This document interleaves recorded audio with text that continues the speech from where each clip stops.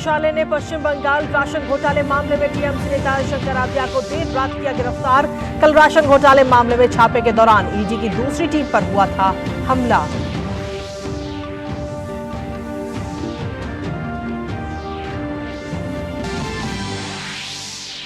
Mahadev waiting app मामले में ED की दूसरी चार्जशीट में भूपेश बघेल का फिर आया नाम। आरोपी ने बघेल को पैसे देने की कही बात।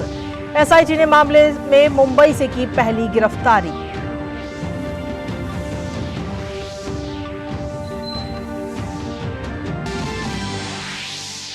प्रधानमंत्री नरेंद्र मोदी आज जयपुर में चल रहे पुलिस महानिदेशकों और पुलिस महानिरीक्षकों के सम्मेलन में लेंगे भाग। सम्मेलन का आज दूसरा दिन।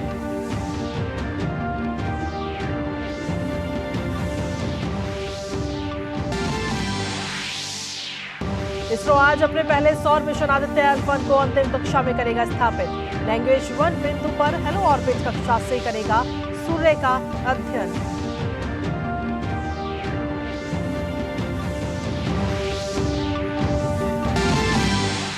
अंतर्राष्ट्रीय खबरों में इजराइल हमास संघर्ष के 3 महीने कल हो रहे हैं पूरे।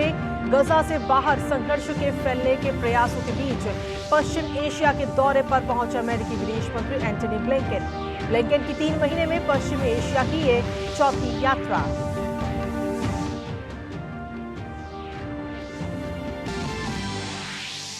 और उत्तर भारत में शीतलहर का कहर जारी। मौसम विभाग ने कुछ राज्यों में 2 दिनों के लिए ऑरेंज अलर्ट किया जारी। घने कोहरे का भी अलर्ट।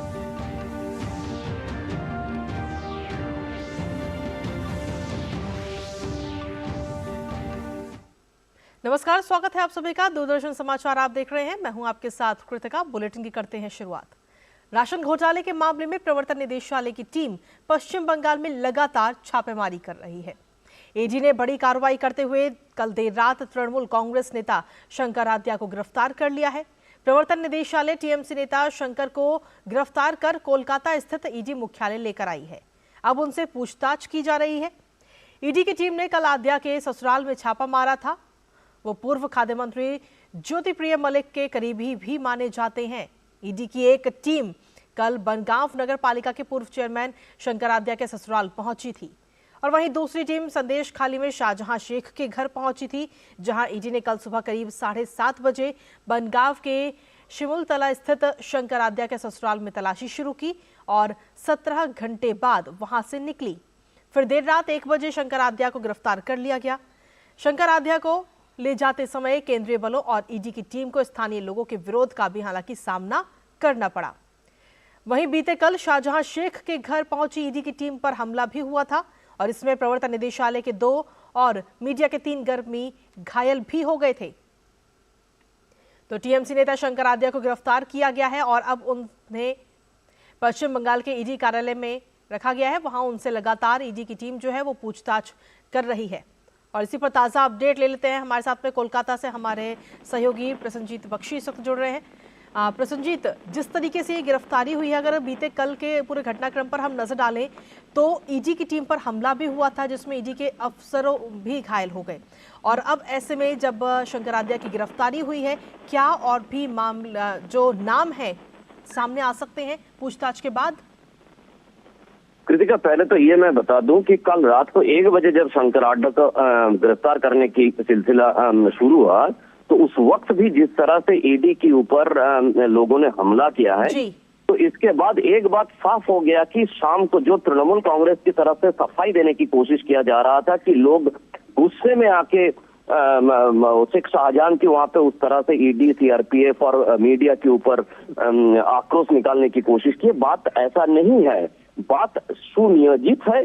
बात पूरी तरह से तृणमूल कांग्रेस चीफ मिनिस्टर ममता बनर्जी के पिछले 2-3 महीनों से ईडी के खिलाफ लगातार भड़काऊ बयान देने के बाद ये एकदम सुनियोजित एक तृणमूल कांग्रेस की, इसको हम कह सकते हैं पॉलिटिकल एक इवेंट के हिसाब से ईडी के ऊपर और सीआरपीएफ के ऊपर इस आक्रमण की सिलसिला जारी है। नहीं तो रात को 1 बजे कौन लोग आके पिछले कई दिनों से पूरे देश में कई जगह पर ईडी या सीबीआई या बाकी लोगों के हाथ पे लोग गिरफ्तार होते हैं। कौन रात को 1 बजे आके यहाँ पे ईडी के ऊपर पथराव करने के लिए हाजिर हो जाते हैं? और ऐसे क्या है शंकर आढक, ऐसे क्या महापुरुष है कि उनको गिरफ्तार करने से लोग इतना गुस्से वाले हो सकते हैं? तो कहानी ये है कि ये सारे एक सुनियोजित कर्मसूची है तृणमूल कांग्रेस की तरफ से, और वो उजागर हो चुके हैं। और रात को जिस तरह से, एक बात कृतिका समझना चाहिए कि ये सारे के सारे जो तलाशी है, ये सारे के सारे जो एक्टिविटी है, ये कोर्ट की निगरानी से, कोर्ट के निर्देश के अनुसार, ऐसा नहीं है कि लोग अपने हिसाब से पहुंच गए हैं किसी के घर पे। तो ये सारे की तलाशी जारी है। आप जैसे कहीं कि आज उनके साथ पूछताछ भी जारी है, और हो सकता है कि ईडी की आगे की कार्रवाई जारी रहे। कृतिका, चलिए, बहुत बहुत शुक्रिया प्रसन्न जी, तमाम जानकारी और अपडेट्स हमारे दर्शकों तक पहुंचाने के लिए। और इस खबर पर नजर हमारी लगातार बनी रहेगी, लेकिन इसी के साथ अन्य खबरों का भी रुख कर लेते हैं, जहां महादेव बेटिंग ऐप मामले में ईडी की चार्जशीट में बड़ा खुलासा हुआ। इस चार्जशीट में छत्तीसगढ़ के पूर्व मुख्यमंत्री भूपेश बघेल का नाम भी शामिल है। अब चार्जशीट में नाम आने के बाद में भूपेश बघेल की मुश्किलें कहीं ना कहीं बढ़ सकती हैं, जहां ईडी ने इस मामले में, आपको बता दें कि 5 आरोपियों के खिलाफ चार्जशीट दायर की है। चार्जशीट में शुभम सोनी, अमित कुमार अग्रवाल, रोहिल गुलाटी, भीम सिंह और असीम दास का नाम भी शामिल है। वहीं चार्जशीट में यह भी कहा गया है कि असीम दास ने पूछताछ में ईडी को बताया है कि ये पैसा हाल ही में छत्तीसगढ़ में हुए विधानसभा चुनाव के दौरान कांग्रेस पार्टी के नेता और छत्तीसगढ़ के पूर्व मुख्यमंत्री भूपेश बघेल के लिए भेजे गए थे।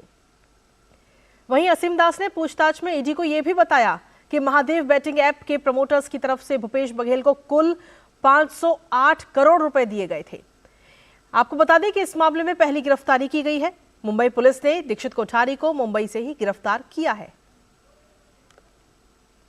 पिछला 5 साल कांग्रेस का कार्यकाल पूरे घोटालों का रहा है। एक एक करके सभी घोटालों पर जांच बैठाएंगे, और जो भी दोषी होंगे उनके ऊपर सख्त से सख्त कार्रवाई होगी। और वहीं प्रधानमंत्री नरेंद्र मोदी आज जयपुर में चल रहे पुलिस महानिदेशकों महानिरीक्षकों के अखिल भारतीय सम्मेलन 2023 में हिस्सा लेंगे। गृह मंत्री अमित शाह ने बीते कल 3 दिवसीय सम्मेलन का उद्घाटन किया था। सम्मेलन का आज दूसरा दिन है। इस सम्मेलन में साइबर अपराध, पुलिस व्यवस्था में प्रौद्योगिकी, आतंकवाद विरोधी चुनौतियां, वामपंथी उग्रवाद, जेल सुधार और आंतरिक सुरक्षा मुद्दों पर विस्तार से विचार विमर्श किया जाएगा।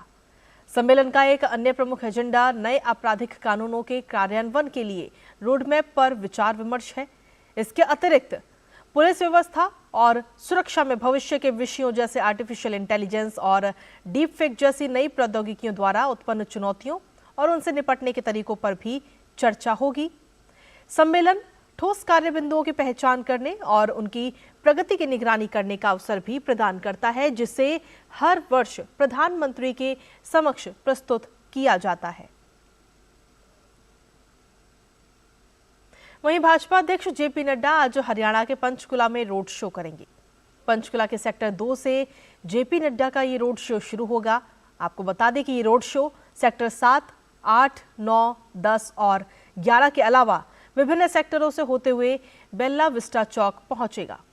इसके बाद भाजपा अध्यक्ष जेपी नड्डा पीडब्ल्यूडी सभागार में पार्टी कार्यकर्ताओं और पदाधिकारियों को संगठन को और ज्यादा मजबूत करने पर, साथ ही भारी बहुमत से लोकसभा और विधानसभा चुनाव जीतने के मंत्र के साथ साथ महत्वपूर्ण दिशा निर्देश भी देंगे।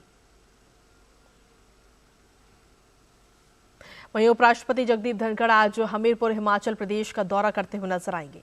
अपने 1 दिवसीय दौरे के दौरान उपराष्ट्रपति राष्ट्रीय प्रौद्योगिकी संस्थान NIT हमीरपुर जाएंगे, जहां वो विकसित भारत एट 2047 में युवाओं की भूमिका विषय पर छात्रों को संबोधित करेंगे। उपराष्ट्रपति हिमाचल प्रदेश में शिक्षा तक पहुंच बढ़ाने के प्रयास की पहल एक से श्रेष्ठ के 500वें केंद्र के उद्घाटन अवसर पर भी मुख्य अतिथि के तौर पर शामिल होंगे। इस अवसर पर उपराष्ट्रपति बच्चों के साथ एक संवाद सत्र में भी हिस्सा लेंगे। और खबरों का सिलसिला लगातार जारी है। बुलेटिन में फिलहाल वक्त एक छोटे से ब्रेक का, आप बने रहिए हमारे साथ।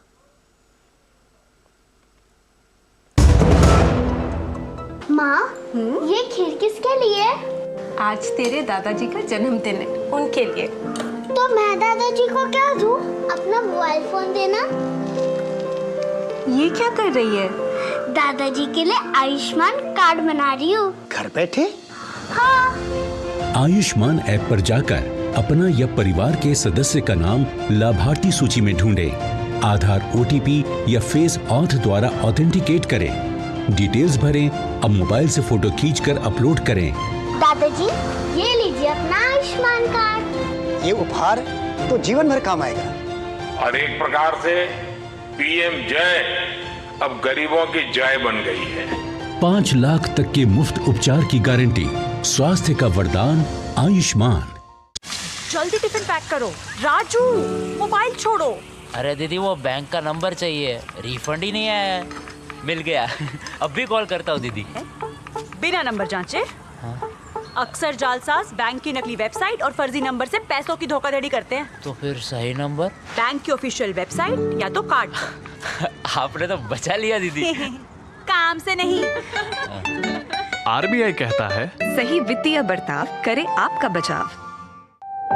NPS में सबसे अच्छा फायदा क्या है कि अगर मान लीजिए किसी एम्प्लॉइज को इक्विटी मार्केट का नॉलेज नहीं है, वो भी इसमें बेनिफिट ले सकता है। क्यों? क्योंकि आपका जो फंड होता है फंड मैनेजर मैनेज करता है। एम्प्लॉय अपने हिसाब से अपने सारे रेशियोज को डिसाइड कर सकता है और इसका बेनिफिट ले सकता है। ये सबसे अच्छी ट्रांसपेरेंट मैनर में वे है इसके NPS की। दूसरा है कि आप इसके ऐप को भी डाउनलोड कर सकते हैं, उससे आप रेगुलर अपना मॉनिटरिंग कर सकते हैं। अपने बेहतर कल को सुनिश्चित करने के लिए NPS जरूरी है। मोदी सरकार की गारंटी, हर गरीब का मुफ्त इलाज।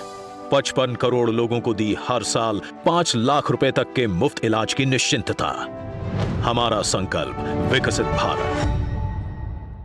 कुछ महीने पहले मेरे दोस्त की हेल्थ अचानक खराब हुई और कुछ दिनों में ही उसकी डेथ हो गई। उसने पॉलिसी बाजार से टर्म लाइफ इंश्योरेंस लिया हुआ था। मैंने पॉलिसी बाजार को कांटेक्ट किया। उनकी टीम ने क्लेम दिलाने में उसकी पेरेंट्स की पूरी हेल्प की। क्लेम के टाइम पे आपकी हेल्प के लिए हमेशा तैयार। पॉलिसी बाजार, 1 करोड़ का टर्म लाइफ इंश्योरेंस सिर्फ 470 रुपए महीने से शुरू।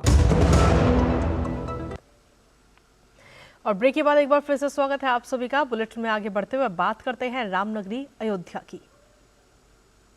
श्री राम अयोध्या आए, श्री राम अयोध्या आए, श्री राम अयोध्या आए। जय सिया राम सिया राम सिया राम, चले भगवान। जय सिया राम सिया राम सिया राम, चले भगवान। श्री राम जन्मभूमि मंदिर पथ पर जय श्री राम के नारे के साथ श्रद्धालुओं के दर्शनों का सिलसिला लगातार जारी है और ये दर्शनार्थी अभिभूत हैं तमाम इंतजामों से। DD न्यूज संवाददाता रमा त्यागी के साथ बातचीत में प्रधानमंत्री मोदी का लोगों ने विशेष आभार व्यक्त किया। आपको सुनाते हैं।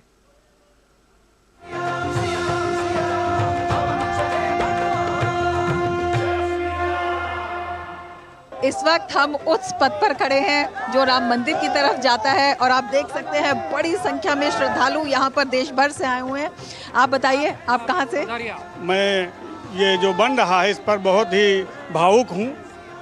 जब जब होई धर्म के हानि और बाढ़ हैं असुर अधम अभिमानी, तब तब प्रभु धरि मनुज शरीरा, हरहि सकल भव सज्जन पीरा। बोलो सियावर रामचंद्र की जय। किस तरह की सुविधाएं आप यहाँ देख रहे हैं? अच्छा है, वो बहुत अच्छा है, अच्छा लग रहा है। इससे पहले भी कभी आप यहाँ पर आए? नहीं, अभी पहली बार है, पहली बार है। हाँ, अभी महाराष्ट्र से आ रहे हैं हम। एकदम अच्छा लग रहा है। पहले से कितना बड़ा बदलाव आप यहाँ देख? पहले से बदलाव ये है, पहले संकरी गलियाँ थी यहाँ पे, हम जाते थे जब वहाँ से बाहर निकलते तो छोटी होती, अब तो काफ़ी चौड़ा विस्तार कर चौड़ा हो गया रास्ता। और वैसे भी काफ़ी सुविधाएं हैं, हर जगह सुविधाएं हैं अयोध्या में जो है। और देखो भगवान करे आगे आगे से और सुविधाएं मिलेंगी भक्तों को जो रामलला के दर्शन करने के लिए आएंगे, इसीलिए हम आए हैं। आपको भी, आपकी टीम को भी बहुत बहुत हमारी तरफ से साधुवाद और सभी भक्तों को जय श्री राम। आप बताइए, आप कहाँ से? हम प्रयागराज से आए हैं। काफी खुश आप दिखाई दे। बहुत खुश हैं, बहुत ज्यादा। बयान नहीं कर सकते, इतने खुश हैं राम मंदिर के लिए। सुविधाएं कितनी हैं ये बताइए? बहुत सुविधाएं, पहले और अब में बहुत फर्क है। त्रेता युग आने का समय आ गया है। हम बहुत इच्छुक थे कि अयोध्या चले और राम जन्मभूमि घूमे। हमें बड़ा गर्व महसूस हो रहा है कि मोदी जी के द्वारा ये हो रहा है। हम तो हमेशा चाहेंगे कि हमारे प्राइम मिनिस्टर मोदी जी ही रहें। बहराइच से आया हूँ, यहीं पास में ही है यहाँ हमने जैसा जैसा सुना था उससे ज़्यादा बेहतर मिला। यहाँ बहुत सारा परिवर्तन, हम इससे पहले भी आए हैं लेकिन इतना परिवर्तन नहीं था जितना आज हो चुका है मोदी जी की राज में। तो बड़ा उत्साह यहाँ पर जो श्रद्धालु है देश भर से आए हैं उनमें दिखाई दे रहा है। उन्होंने कहा है कि जिस स्तर पर राम नगरी का निर्माण हो रहा है, अयोध्या नगरी विश्व पटल पर उभर कर आ रही है, श्रद्धा के साथ साथ एक बेहद गर्व का विषय भी है। और देश भर से जो श्रद्धालु आए हैं उनमें तो उत्साह है ही, जो अयोध्या वासी हैं उनमें भी ज़बरदस्त उत्साह है, क्योंकि उनका कहना है कि उनकी परंपरा के साथ, विरासत के साथ साथ विकास का लक्ष्य भी अब उन्हें दिखाई दे रहा है। कैमरामैन राधे कृष्ण के साथ रमा त्यागी, डीडी न्यूज़, अयोध्या।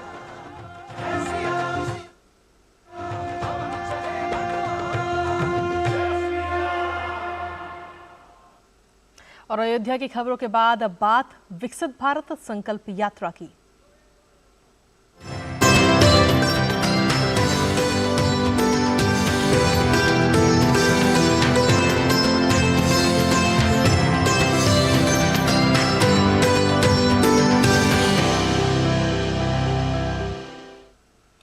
विकसित भारत संकल्प यात्रा झारखंड के धनबाद अंतर्गत पुटकी में पहुंची, जहां प्रधानमंत्री मोदी जी की गारंटी वाली गाड़ी से जन कल्याणकारी योजनाओं की जानकारी लेने वालों की भीड़ उमड़ पड़ी। और इस मौके पर लोगों ने साल 2047 तक देश को विकसित राष्ट्र बनाने का संकल्प भी लिया। आइए देखते हैं ये खास रिपोर्ट। धनबाद के पुटकी में विकसित भारत संकल्प यात्रा के तहत मोदी जी की गारंटी वाली गाड़ी का आगमन हुआ, जिसकी झलक पाने के लिए स्थानीय लोग उमड़ पड़े। इस जागरूकता विकास रथ से लोगों ने जन कल्याणकारी योजनाओं की जानकारी प्राप्त की और उसके बाद केंद्र की योजनाओं से जीवन में आए बदलाव की कहानी साझा की। पता चला कि मतलब बच्चा लोग का आधार कार्ड यहाँ बन रहा है और राशन कार्ड भी, ये सुनकर हम लोग आए। ये आधार कार्ड बनने के लिए पता चला है, मतलब बन रहा है यहाँ पे, इसीलिए हम लोग यहाँ पे आए हैं बच्चा को बनवाने के लिए। मेरी छोटी बच्ची है, उसी का बनवाने के लिए आए। यहाँ प्रधानमंत्री बना रहे हैं बच्चों का आधार कार्ड, यही सुन के आए। इस दौरान कई महिलाओं ने स्थानीय धनबाद सांसद पशुपतिनाथ सिंह के साथ मिलकर प्रधानमंत्री नरेंद्र मोदी के कटआउट के सामने फोटो भी खिंचवाया। साथ ही साल 2047 और आत्मनिर्भर भारत बनाने का संकल्प लिया। मौके पर धनबाद सांसद ने लाभुकों को प्रमाण पत्र भी बांटा। वहीं कार्यक्रम में पहुंची लाभुक रुखसार ने बताया कि उन्हें स्वनिधि योजना का लाभ मिला है, जिससे उनके लिए तरक्की के नए द्वार खुले हैं। तो वही हम लोग पैसा से लोन निकाले थे, निकाल कर कुछ काम अपने चालू किए हैं, तो उसके लिए हम लोग कुछ मतलब हम लोग का परिवार लोग बढ़िया से रह रहे हैं। कार्यक्रम में विशेष रूप से मौजूद धनबाद के सांसद ने विकसित भारत संकल्प यात्रा की सराहना करते हुए सामूहिक प्रयास से वर्ष 2047 तक देश को विकसित राष्ट्र बनाने के प्रधानमंत्री के अभियान से लोगों को जुड़ने का आह्वान किया। देश के प्रधानमंत्री माननीय नरेंद्र मोदी जी का संकल्प है और उस दिशा में लगातार काम कर रहे हैं कि अब देश विकसित होगा तो गरीबों के जिंदगी में परिवर्तन आए। विकसित भारत यात्रा जन जागरूकता के माध्यम से विकास का लाभ समाज के अंतिम पायदान पर बैठे हर शख्स तक पहुंचा रही है, जो अब तक जानकारी के अभाव में उनसे वंचित थे। इस यात्रा का हिस्सा बन लोग बदलते, संवरते और विकसित होते भारत का हिस्सा बनकर खुद को गौरवान्वित महसूस कर रहे हैं। धनबाद से अजय के साथ मैं दिवाकर कुमार। और खबरों का सिलसिला डीडी न्यूज पर यूं ही लगातार जारी। फिलहाल बुलेटिन में वक्त एक छोटे से ब्रेक का, आप बने रहिए डीडी न्यूज के साथ।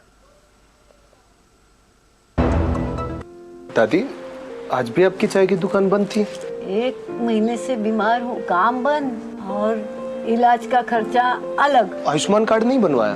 नाम सुना है, कहाँ बनवाना है, कैसे बनवाना है, इस उम्र में भाग दौड़।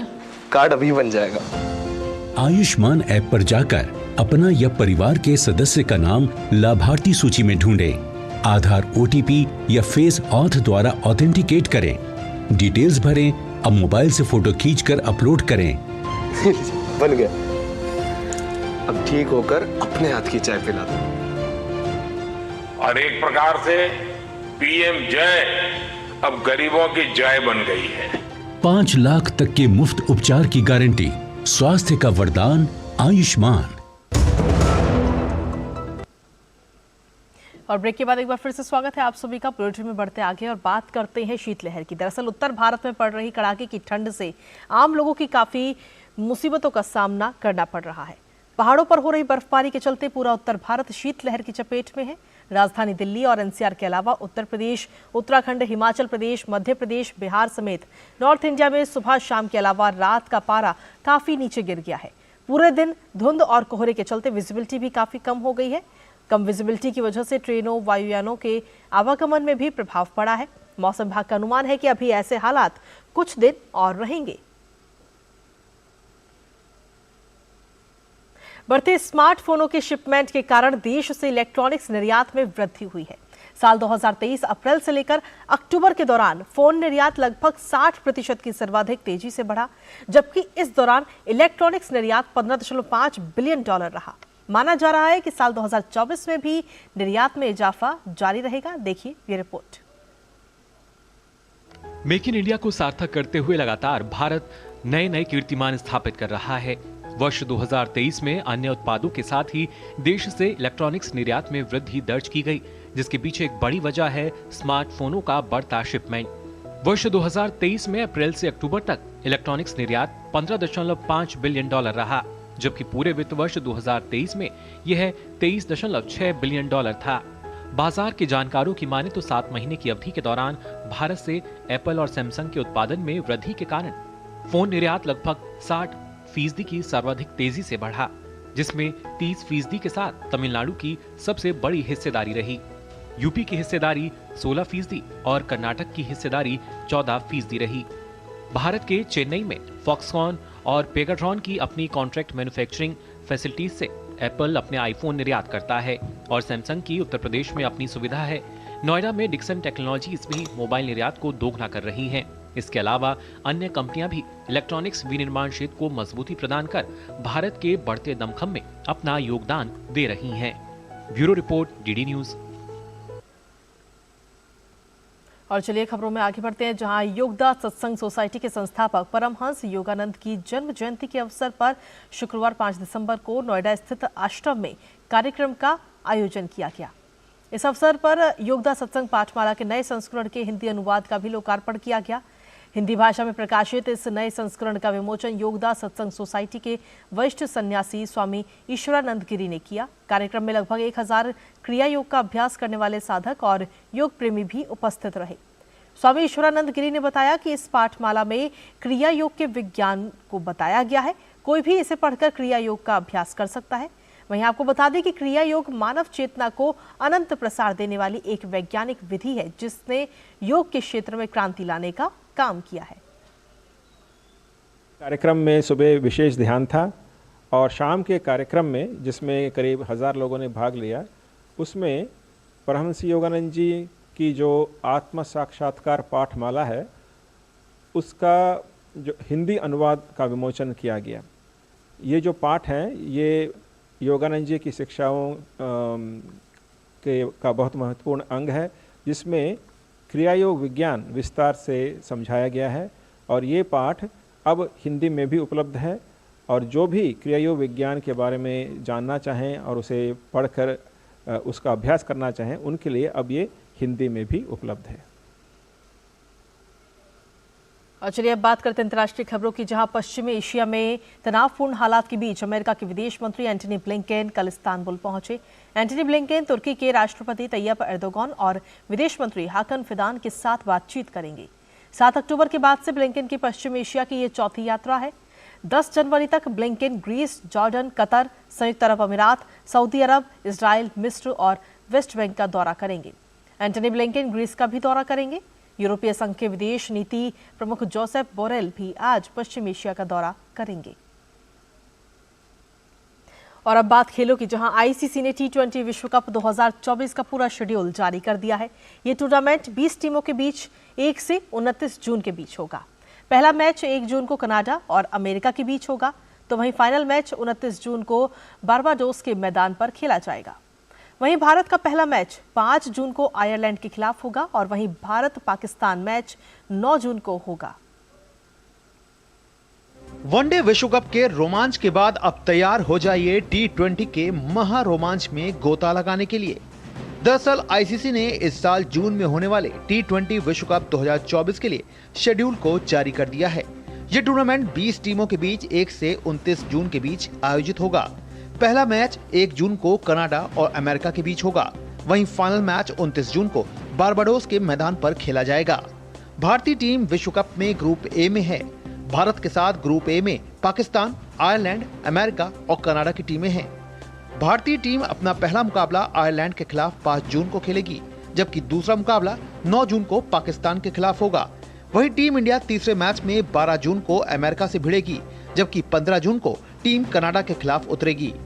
ग्रुप दौर के बाद हर ग्रुप की शीर्ष 2 टीमें सुपर 8 में जाएंगी, जहां 2 ग्रुप होंगे और यहां पर शीर्ष 2 पर रहने वाली टीमें सेमीफाइनल में प्रवेश करेंगी। ग्रुप चरण के मुकाबले 1 से 18 जून तक आयोजित होंगे, जबकि सुपर 8 के मैच 19 से 24 जून तक खेले जाएंगे। Sports desk, DD news. और वहीं प्रधानमंत्री नरेंद्र मोदी ने सोशल मीडिया प्लेटफॉर्म एक्स पर स्वस्ति मेहुल के भगवान राम पर गाए भजन को साझा किया है। आइए सुनते हैं।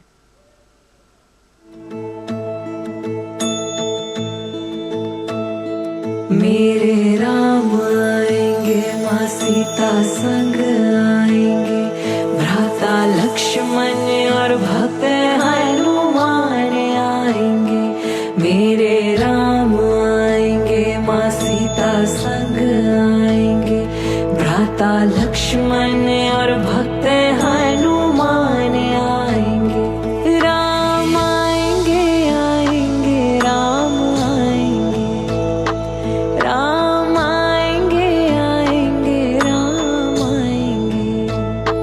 मेरी झोपड़ी के भाग्य आज खुल जाएंगे, राम आएंगे। मेरे पूज चारों धाम जब द्वार आएंगे, हम तर जाएंगे। राम आएंगे तो पार लगा जाएंगे, राम आएंगे। राम आएंगे, आएंगे, राम आएंगे, राम आएंगे, आएंगे, राम आएंगे।